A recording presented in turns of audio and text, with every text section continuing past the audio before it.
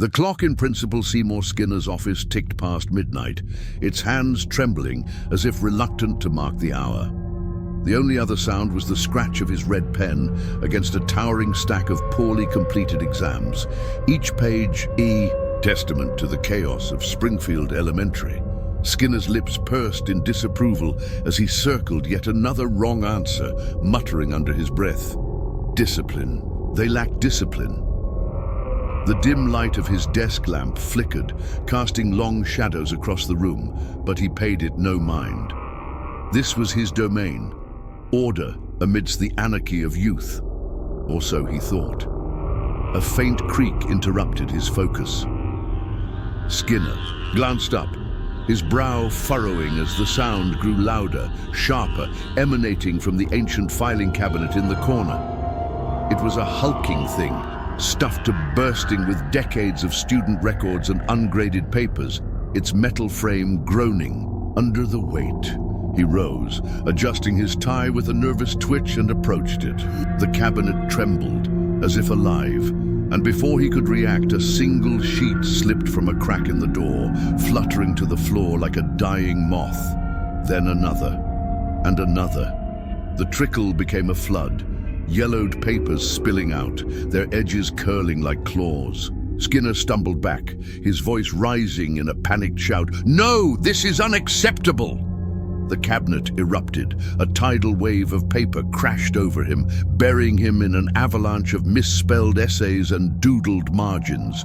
He clawed at the mass, gasping for air, but the sheets pressed tighter, slithering into his mouth and nose. The taste of old ink and dust choked him, and his vision blurred as the weight crushed his chest. His final thought was a bitter one. If only they'd listened. Then darkness. When awareness returned, it was not to the familiar hum of Springfield. Skinner blinked, his glasses askew, and found himself sprawled on a floor that pulsed faintly. Beneath him, soft, warm and disturbingly alive, like the skin of some vast creature. He stood, brushing off his suit, and took in his surroundings. He was in a hallway, endless in both directions, its walls chalkboard black and cracked, oozing, a fine white dust that stung his eyes. The ceiling above was a void, a swirling blackness that dripped sticky crumbs. Oatmeal cookies, he realized with a shudder, the kind his mother, Agnes, force-fed him as a child. They plopped onto the floor, squirming briefly before dissolving into the fleshy ground. "Where am I?" he stammered, his voice echoing into the distance. The answer came as a chorus of giggles, high-pitched, mocking, and unmistakably familiar. Bart Simpson. But not just one Bart. Dozens. Hundreds. The sound swelled, bouncing off the walls, and Skinner's knees buckled.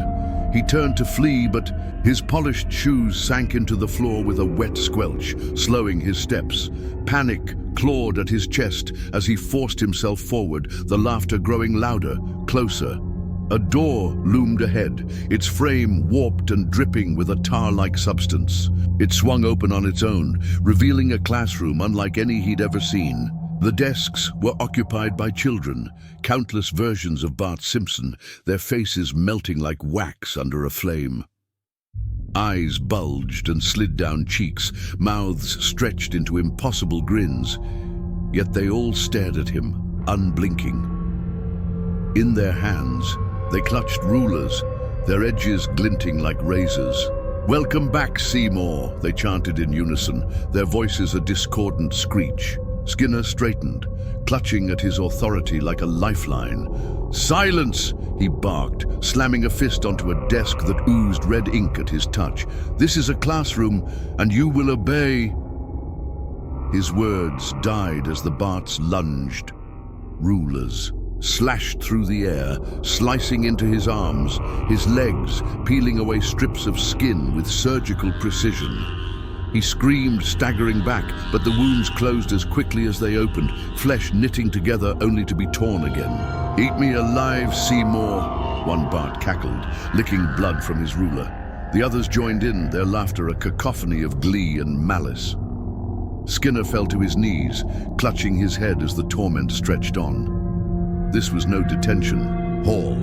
This was something far worse, a place where order was a memory and suffering was the only lesson. His eternity had begun. The classroom of melting Barts faded into a haze of pain and laughter, the rulers slashing at Seymour Skinner's flesh until his screams became a hoarse rasp. Time lost meaning, hours, days, centuries, until unseen hands, cold and clammy, seized his arms and dragged him from the chaos. The floor beneath him pulsed harder, its fleshy texture rippling, as if eager to swallow him whole. He flailed, his glasses slipping off his nose, but the grip tightened, pulling him through a jagged tear in the wall. Darkness engulfed him, punctuated only by the drip of oatmeal crumbs and the distant echo of Bart's cackle. When the motion stopped, Skinner found himself sprawled before an endless dining table, its surface a warped parody of the one from his childhood home. Plates steamed with grotesque heaps of food, their aroma a nauseating blend of burnt meat and stale oats. He staggered to his feet, clutching his torn suit, and froze as a shadow loomed over him. Agnes Skinner emerged from the gloom, not the frail, nagging mother he knew, but a towering, skeletal monstrosity. Her bones jutted through paper-thin skin, her eyes hollow pits, and her mouth stretched into a grin that split her face in two. In her bony hands, she wielded a rusted kitchen knife, its blade dripping with something thick and red. "Seymour, you've been a naughty boy," she crooned, her voice a distorted lullaby that grated against his skull. Before he could protest, she lunged, pinning him to the table with one claw-like hand. The knife flashed, and agony erupted as she carved into his thigh, peeling away a slab of flesh. Skinner shrieked, thrashing against her grip, but she only hummed louder, tossing the meat into a sizzling skillet that appeared from nowhere. The air filled with the stench of his own cooking body, and soon a plate was shoved under his nose, a Skinner burger, glistening with grease and topped with a crumbling oatmeal bun. "Eat!" Agnes commanded, her skeletal fingers forcing his jaw open. He gagged as the burger slid down his throat, the taste a vile mix of his own humiliation and the moldy cookies she'd forced on him as a child. Tears streamed down his face, but the torment didn't end.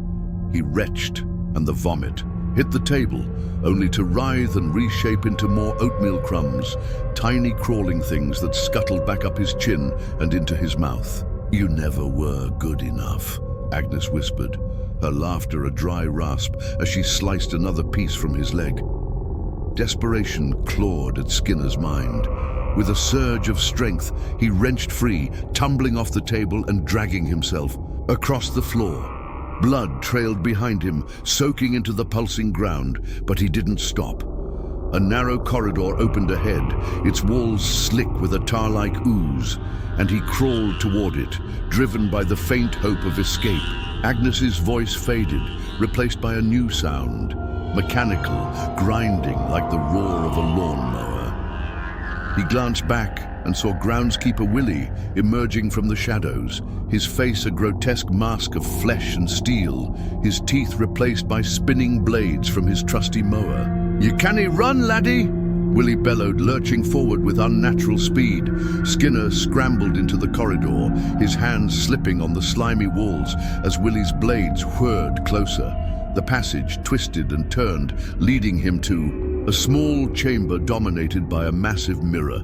Panting, he stumbled to a halt, staring at his reflection, or what should have been his reflection. The face gazing back wasn't his own. It was Armin Tamzarian, the man whose identity he'd stolen years ago, smirking with cruel delight. The reflection's eyes gleamed and its mouth stretched wider, whispering, "You're nothing, Seymour." Skinner pounded the glass, shouting, "I am Seymour Skinner." But the mirror only laughed, its surface rippling like water. Willie's growl echoed behind him, and the reflection's laughter grew louder. Trapped between the past he'd buried and the nightmare chasing him, Skinner realized escape was an illusion.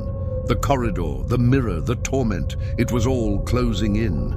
Seymour Skinner pressed his hands against the mirror, his reflection, Armin Tamzarian, grinning back with a malice that chilled his blood.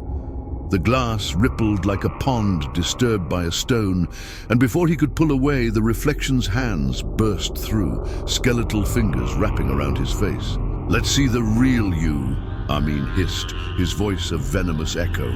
With a sickening tear, he peeled Skinner's skin away like a mask, stripping it from his skull in one fluid motion. Skinner screamed, his voice raw and ragged as his flesh dangled in Armin's grip.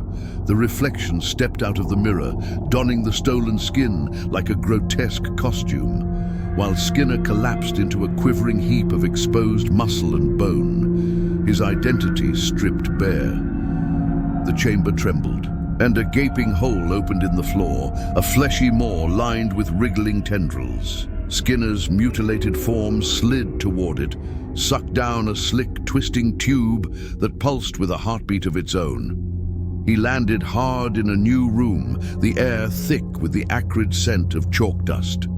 Before him loomed a monstrous contraption, the chalk machine, a tangle of rusted pipes and grinding gears, its surface stained with smears of white powder. Metal clamps snapped around his wrists and ankles, hoisting him into its embrace.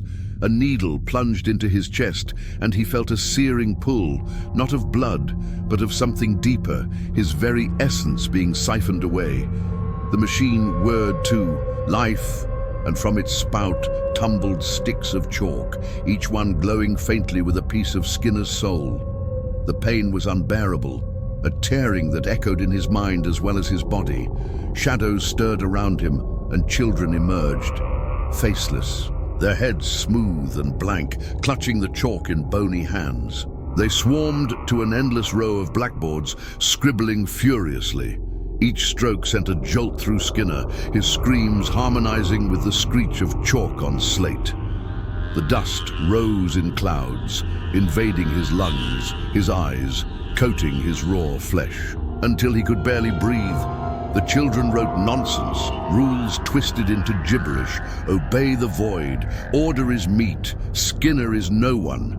And the words burned into his consciousness. He thrashed against the clamps, desperation fueling a final burst of strength. One arm broke free, and he clawed at the machine, toppling it with a crash.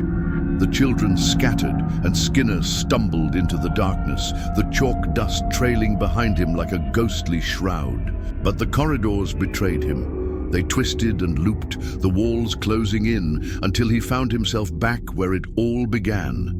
The classroom of the eternal Barts. The melting faces greeted him with renewed glee, their rulers sharper now, glinting, with a hunger that hadn't dulled. "Round two, Seymour," they chorused, lunging at him once more. Skinner fell under their assault, the cycle restarting with brutal precision.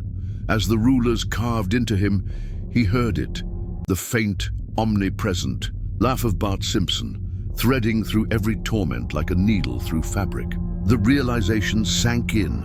There was no escape. The classroom faded into the dining hall, where Agnes waited with her knife. The mirror reappeared, Armin's smirk taunting him anew.